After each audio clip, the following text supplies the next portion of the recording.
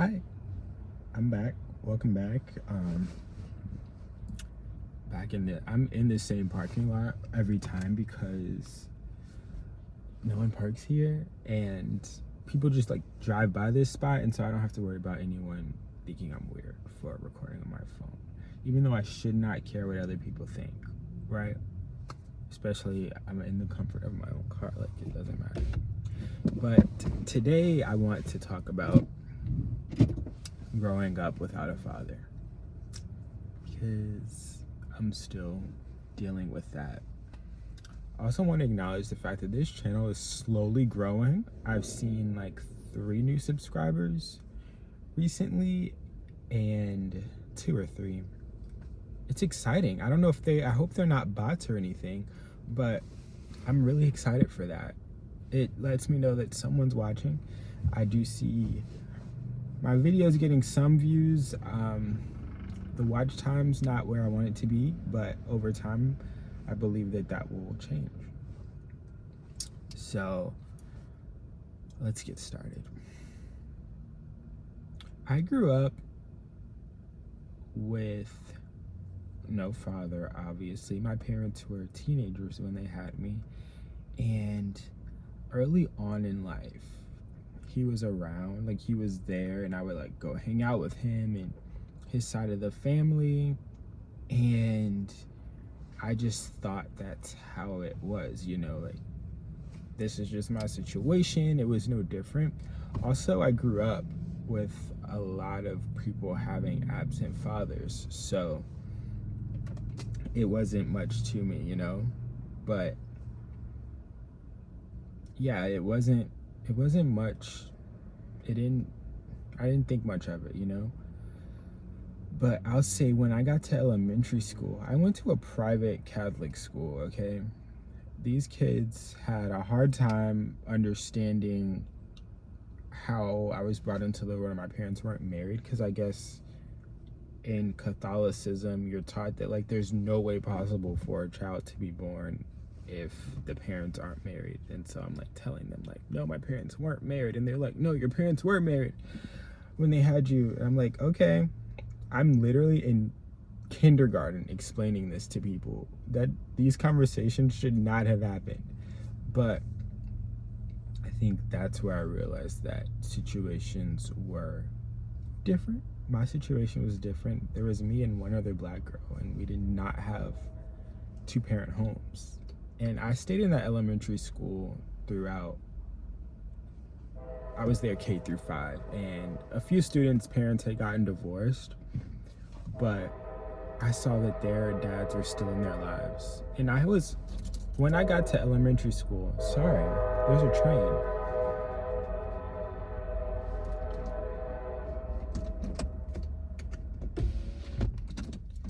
Going through this elementary school and not having a father, it was honestly embarrassing.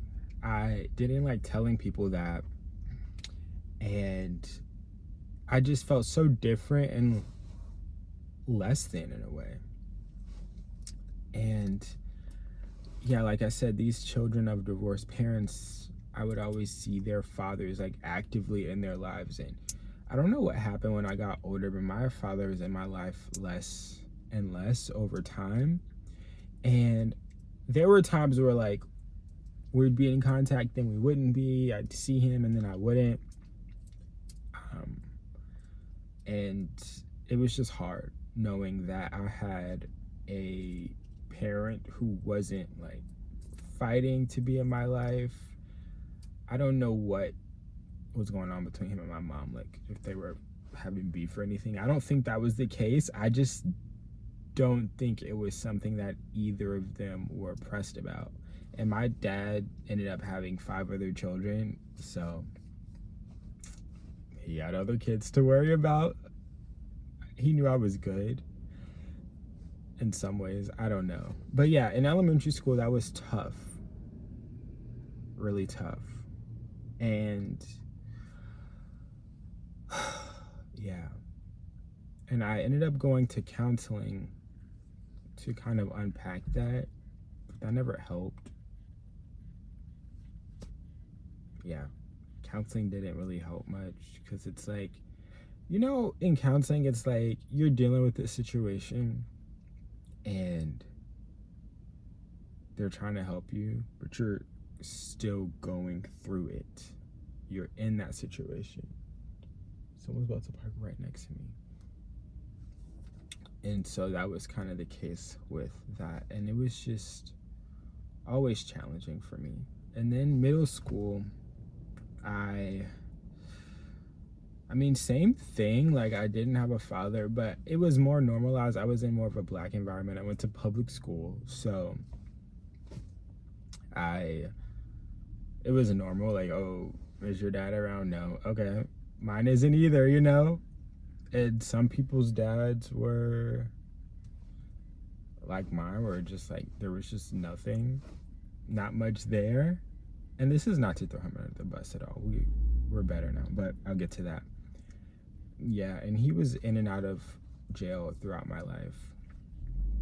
And yeah, I went to middle school and I could relate to a lot more people there, which was good because I don't know.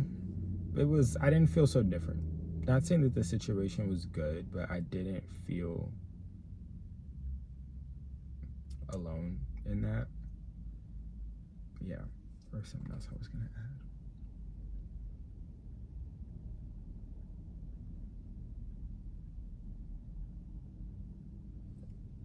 I remember one time at church, in children's church, we were doing a Father's Day craft, and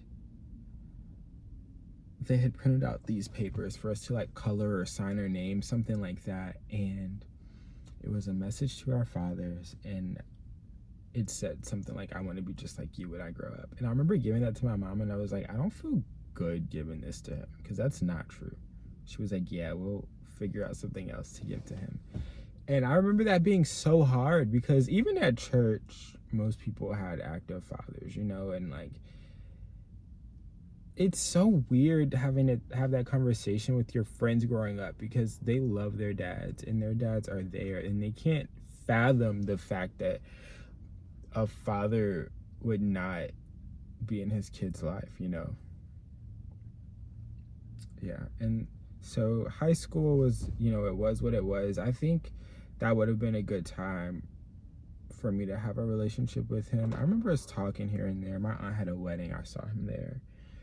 And yeah, there was just no consistent communication. We'd chat on Facebook here and there. But, that was it. And, there were times where I like could have really used him like physically. Like there were times where I had to miss out on things because I didn't have a ride, or even financially, like everything being on one parent is so tough, and I don't know how single parents do it. I really don't. You have to cook, you have to pick your child up from things and drop them off and buy them clothing, and it's just a lot. And thankfully we had a lot of other supportive family members, but yeah, I really don't understand how single parents do it. I don't think that should have to be a thing unless you want. I mean, some people want that, but it's so hard. It's so challenging. But yeah, I went through high school and I remember missing out on so many things because I didn't have a ride or because money was an issue, and I'm just like, crap, why? Like, why does my situation have to be like this? And high school was a time where I dealt with a lot of anxiety, and people say that a lot of issues stem from you not growing up in a two-parent home, and I feel like I can see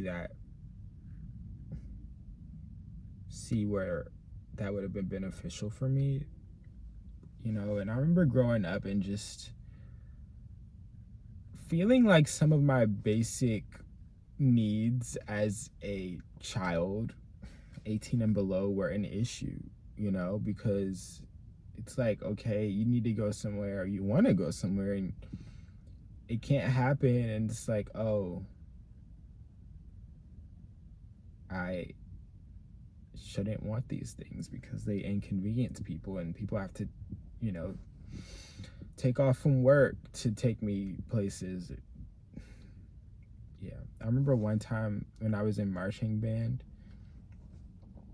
uh, my mom wanted to take a class at church, and I remember her like telling me like, I'm not taking this class at church so I can take you to marching band. And I'm just like, I felt terrible, like horrible. But now looking back, like that should have never been said at all, because I should have just been able to be picked up for marching band practice and that not be an issue.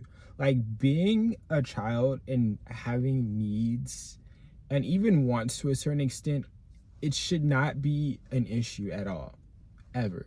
And a child should never feel like that is. I'm not like, I love my mother, but yeah, just remembering that triggered me because it really pissed me off at the time. And yeah. And then I get to college, and I went to a conservative Christian college, and so it was kind of like elementary school all over again, where anytime I was talking about my parents, it was always my mom and stepdad, because my mom got married my senior year of high school. My senior year of high school, she got married, and people would always be like, oh, where's your dad? Do you know him? I'm like, yes, I know him. And I remember one guy asking me like, so what is that like having a stepdad? And I remember lying and being like, oh yeah, me and my dad are cool, we talk, just because I was like, I don't like this. I do not like this. And so yeah, I dealt with that throughout college. Some people didn't ask. I feel like there's close friends I have who I've never talked with this about. You know, I've never chatted about this with them, now that I think of it, which is weird. It's like in college, like you develop these close relationships with people, and there's certain things you still don't know about them. It's like, yeah, but yeah, going through college was interesting. I mean, this wasn't like a pressing issue on me. It's just like when it came up, and there was a little kind of like I felt in elementary school, just like a little jealousy, like why did I have to grow up in this environment? Why me, basically, you know? Which sucked. It really did.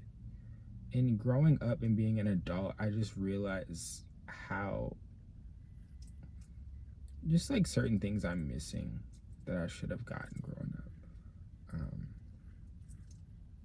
Yeah, I feel like that would have helped a lot with I had horrible social anxiety growing up. It was so bad. Like I would get chest pains at church all the time, and I was forced to serve on these ministry teams, and I'm like, I do not enjoy this at all.